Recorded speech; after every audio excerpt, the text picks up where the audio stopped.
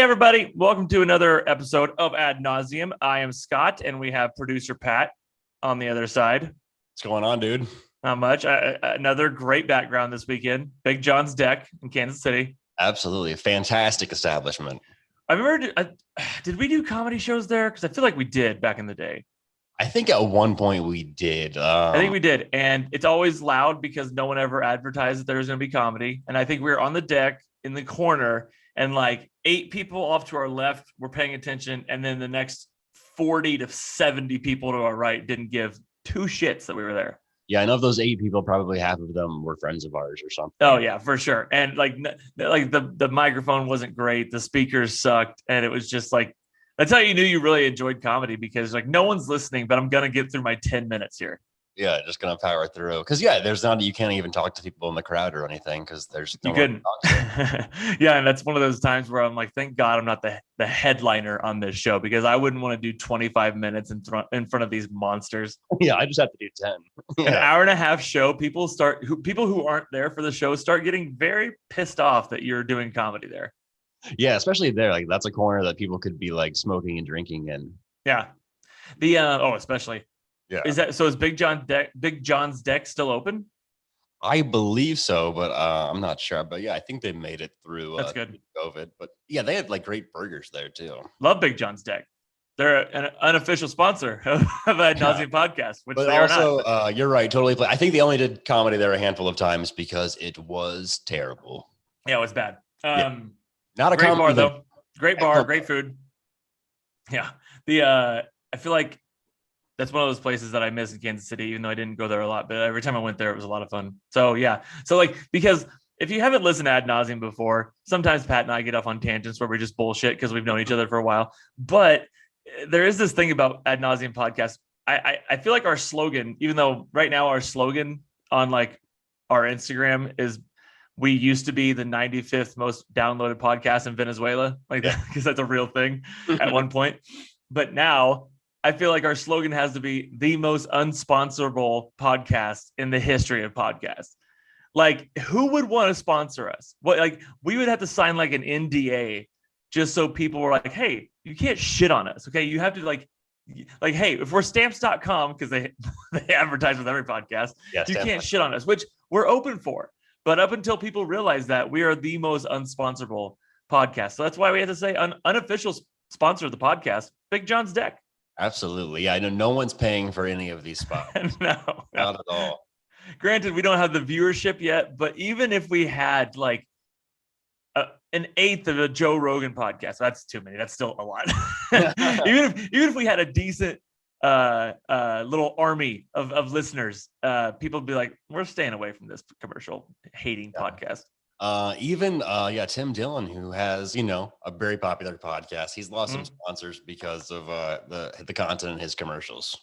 That's so funny because like, I feel like some of those people, they're like, oh, well, he's getting all these downloads and everything, but they don't do research on who Tim Dillon is. Yeah. Which is just so wonderful, because then they find out when he possibly says something fucked up or shits on their ad. I love it. Yeah. Magic Spoon was just like, we can't advertise on your podcast, talk about child abuse in the ad. Like, well, then I can't do it. Yeah. Hey, Magic Spoon, come to us. I will suck your dick for the longest time. Maybe that's probably not the best pitch.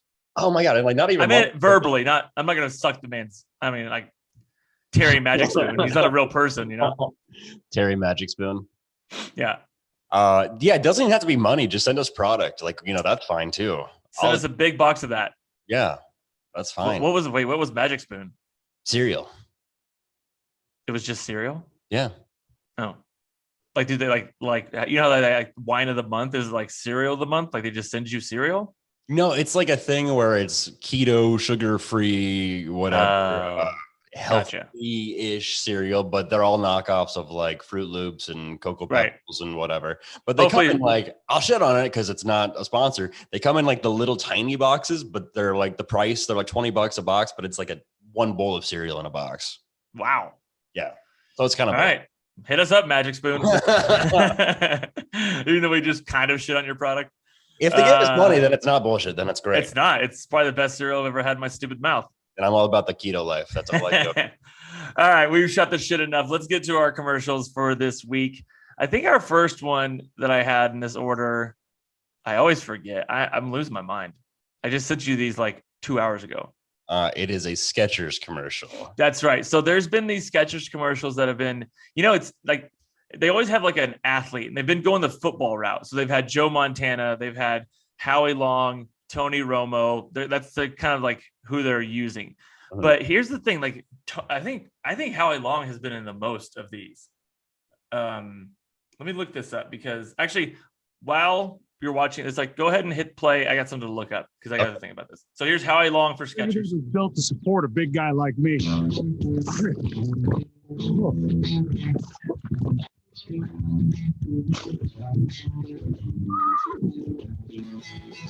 Come on, Terry. Don't be so dramatic.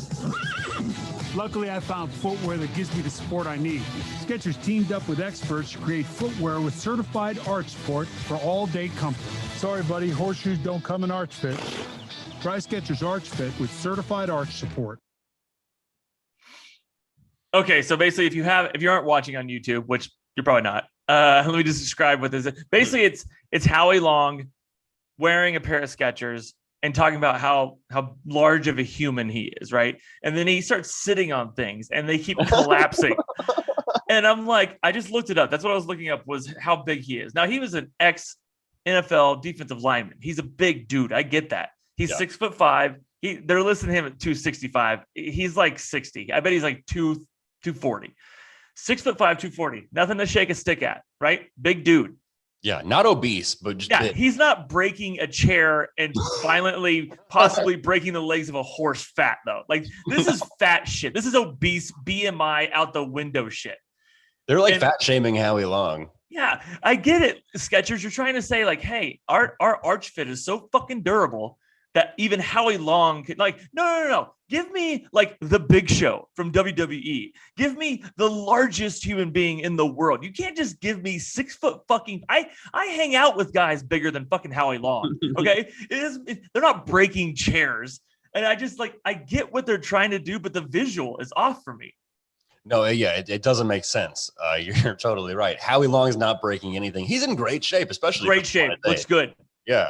But basically what the commercial is saying is, hey, Skechers, we're the shoe for fat people. Right. Which I get it. That makes sense, but use a fat person. Use a fat person. Yeah, just hire a fat person. Howie Long looking like, by the way, like the best looking 62-year-old you've ever seen in your life. I don't think he has problems fitting into society, No.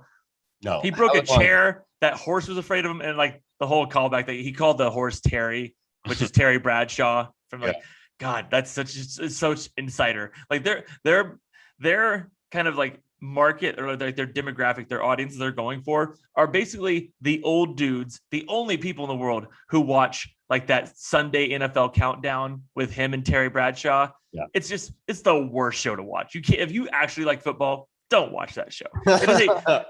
No one's funny, yet they all just yuck it up. It's like Good Morning America, like where someone says one thing, everyone erupts in laughter, and you're like, that's not even the funniest thing I've heard this morning, and I just woke up.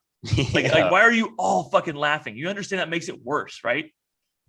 It totally is like, bad morning TV. That's exactly what it is. It's bad. And so, this was just this commercial. I just saw this last night, and I was just like, what the fuck are they trying to pull? Like Howie Long's breaking fucking chairs and shit. Yeah, he's never worn a pair of Skechers in his life either. No, not at all. That dude. I don't even think he wore them in that commercial. I think they might have just been CGI'd in. Yeah, right. He's actually wearing Nikes. Yeah, probably. Yeah, he's an ex-athlete. He's not gonna wear Skechers. Now, does he have like boxes of them at his house in LA? For sure. Yeah, absolutely. But he's an ex-athlete. He's not, and he looks good, and he's got a lot of money. He's not wearing fucking Skechers. Yeah, he's not breaking a horse. That's absurd. The fact that the horse lays down. Yeah, the horse is like, I can't do this. Like, oh, look at this 6 foot. The horse is 8 inches taller than you, weighs, I don't know, 700 more pounds than you. No, how much? Oh, horses weighs like 3,000 pounds. What are you talking about? Now I get the visual, but again, not fat. Yeah. The Big Show is 7'1", like 350 pounds. That guy's big. Get him. What's Jared from Subway doing now? He's probably fat. Get him. It's probably fucking Derek Chauvin, like in the prison. Dude, yeah, he's probably still in prison. Yeah. Jared's brother. I don't think Jared's getting out anytime soon. I think he got like 20 to 30 years, didn't he? Yeah, that makes sense. I think it was a pretty serious charge, I think. The pedophilia, yeah. Having like child pornography. I'm no cop, but I've heard that that's a pretty serious charge. That's another thing. I guess like Tom Segura got hired to play Jared's brother, and the commercials never aired. And I'm like, that's so great. Is that real? Yeah. He was gonna be Jared's brother. He like filmed all the commercials and everything, but like all that stuff happened, and the commercials never came out.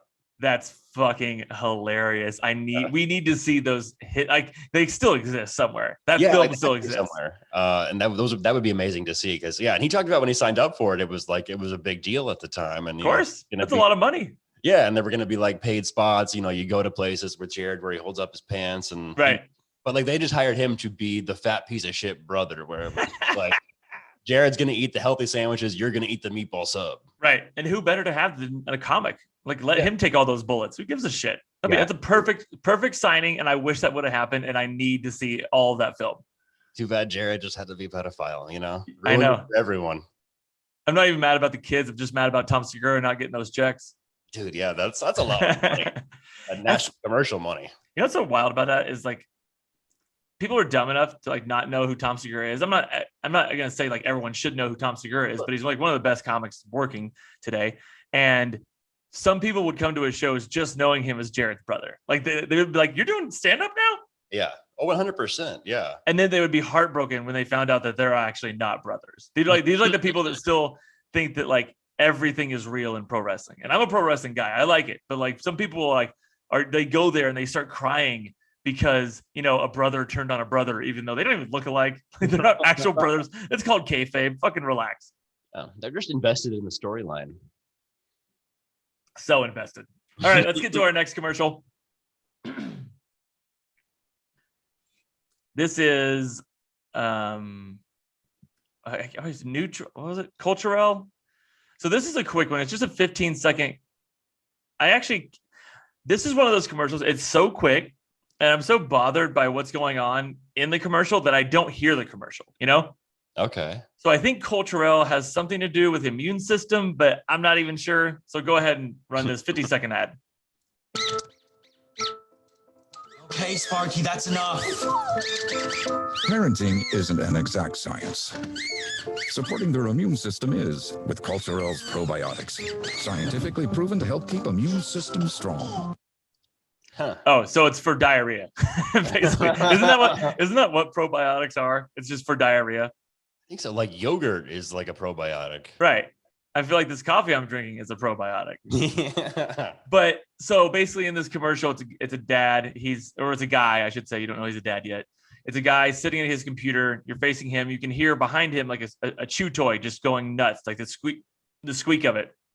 And then he's like, "Okay, that's enough, Sparky." He yells at his dog. The dog then pops up next to him without the chew toy in his mouth. He turns around. His baby has the chew toy in his mouth. And then he flips out. He just jumps up and grabs that fucking toy out of his mouth so quickly. But if you listen to the probiotics thing, it's all about your immune system being healthy. And so he's almost freaking out that this baby has a dog toy in its mouth that has obviously been in the dog's mouth. Yet this is something that you freak out about? Yeah. Also, by the way, like babies are gross and dirty. And like, I'm sure that dog's licking that baby all the time. Like, all what the is time. The deal that he, put the that toy baby in can't mouth. stop that dog. Yeah. And like everyone, I don't even know if it's true, but it's like one of these things you hear, like the dog's mouth. A dog's mouth is cleaner than a human's. And so, like, if it's been in a dog's mouth, then what the fuck are you worried about? Maybe you shouldn't give that toy back to the dog after your gross ass baby's had it in his mouth. How about that? Right. Exactly. Okay. And I looked up probiotic. Yeah, and you're exactly right. It's made up of good bacteria. It's for gut health. Nah, I didn't say that. I just said it was for poo, for gut health. Gut health, yeah. That is. And so it was just a weird reaction to something so minor. Now, if he turned around and he was like irritated by the sound and he backhanded the baby, I understand that.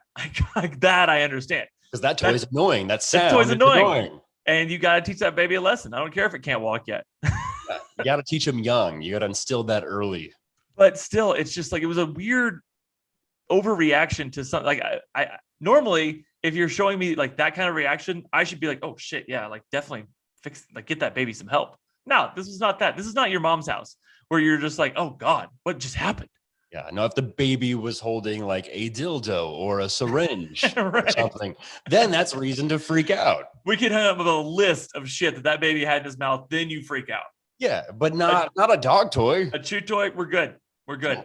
That's basically the same thing as a baby toy, by the way. They're the same thing. Same thing. Absolutely Yeah. the same thing. Very well could be that kid's toy. Yeah. Yeah, I was gonna say it's just squeaky. Who knows? But overreaction, dumb commercial. Let's move the fuck on. There's sometimes you just don't even need to worry about it, you know? Yeah, and yeah, I still don't know really what that company does, but that's fine. And like Cultural. basically they're trying. I know what they're trying to do. They're trying to sanitize the fact that they're poo medicine, they're diarrhea medicine. but lean into it, man. Like gross me out. I don't give a shit. Yeah, like, remember those Jamie Lee Curtis commercials where she's like, "This yogurt makes you shit." Love it. Solid. It shows I like know what bubbles. it does. Yeah, it shows like those bubbles with an arrow going down through her stomach. Like, give me something other than that. Don't try and sanitize it. We know what it is. If I know what it is, I'm a fucking idiot. I know what probiotics are. Yeah, just get Jamie Lee Curtis to tell me it gives me diarrhea. Yeah, where are those Activia? Where have those gone? Love Activia. All right, so this next commercial is for Bowflex. Yeah. I actually didn't think Bowflex was a thing anymore, but they're trying to do the whole Peloton thing. So here's the Bowflex commercial. It's called Suburbs. Think you know how this is gonna go? Think again and again. In fact, it's time to rethink everything you know about indoor cycling. Introducing the Bowflex VeloCore bike with leaning mode that helps you tighten, strengthen, and tone your arms, core, and body, all in one workout. Don't settle for less. Do more with the Bowflex VeloCore bike at bowflex.com. I don't really need to explain this to you guys, the whole commercial, but basically it's like a Peloton made by Bowflex that tilts as if you're riding on a road or like a bike track. And it looks fucking terrifying. Like, is this thing bolted into my floor? Like, how does this thing stand up? The way it tilts looks on, like, I would never tilt that far to the side of a bike. Never fucking tilt that way on a real bike, let alone this heavy machine, which will definitely come down on top of my left leg and crush it. What? Who would buy this? I'm not buying this. No, yeah, Peloton makes sense. It does. And like, whatever, that's the thing that like you said, they're trying to copy, but they're like, how can we one up them?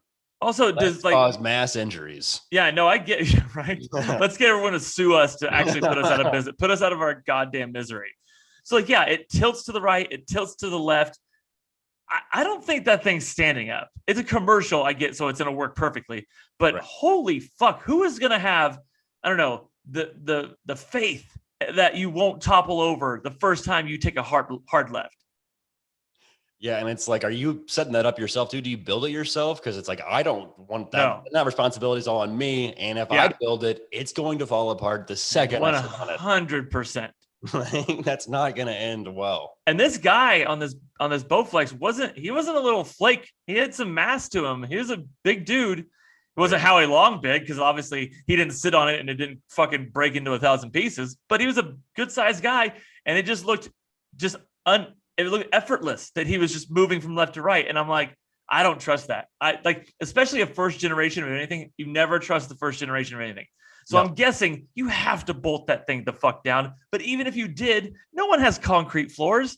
You bolt that down in anything, like you're falling over. I'm not a physicist, but like, you're gonna crash. Gravity wins. Well, and because it goes side to side, if it has to be bolted down, like that's going to take up so much room. You would just need one room for that. Like in that commercial, that was the only thing I think in that room. Yeah. Oh yeah, totally. Like, because there's not room for anything else by it. You can't, because like, why would you want to like crack your head on the side of a fucking coffee table? Yeah.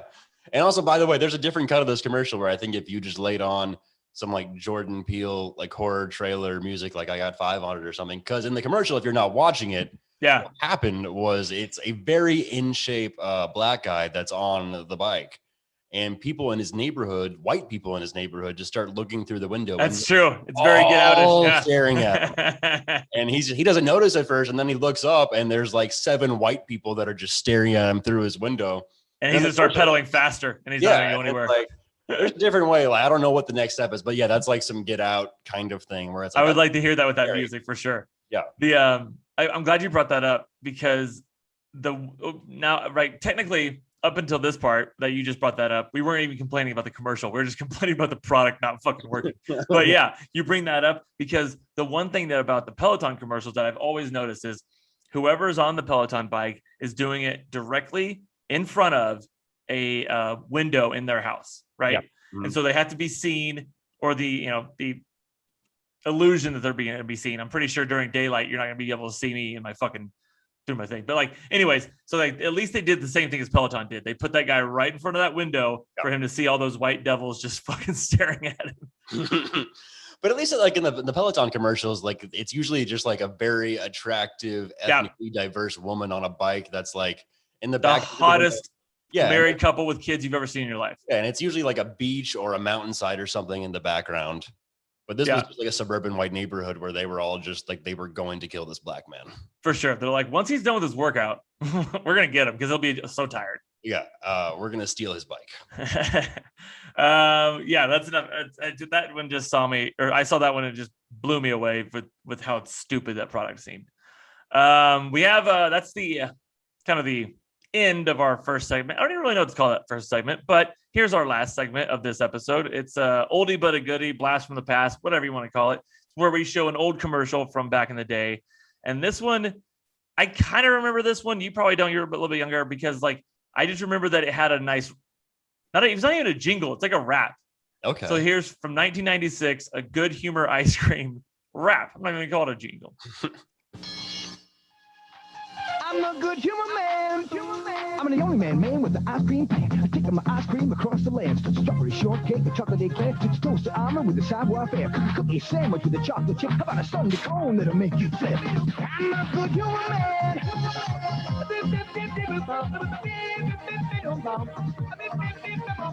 Good humor ice cream at every store. If it's taste you want, you couldn't ask for more. I'm a good humor man. Get into a good humor. So basically, it's 30 seconds of this ice cream man and a bunch of kids doing choreographed dance to the beat is a parody of a song of that time, but then he's doing like this Good Humor ice cream rap. It's the only reason I picked this one, it has nothing to do with the ice cream, is because they put so much effort into a 30-second fucking spot. Yeah, they really dance choreography, a song that was written for it, like at least 15 kids with the main guy dancing.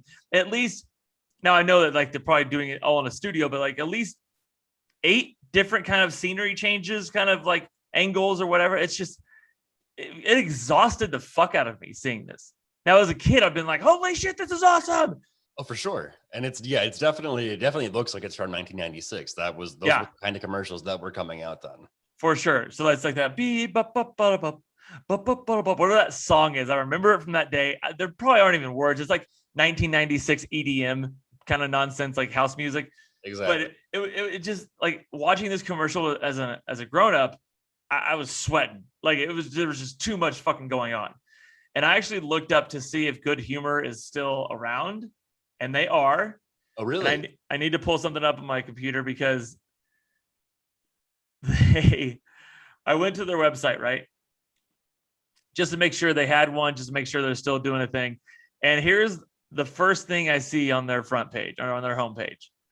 It doesn't even it's not even really advertising their ice cream yet. You have to kind of scroll down for that. But when you first get to the goodhumor.com, there's this like little window that pops up and it's asking you to apply. Now, what you're applying for, it says, spread more joy with a new music box.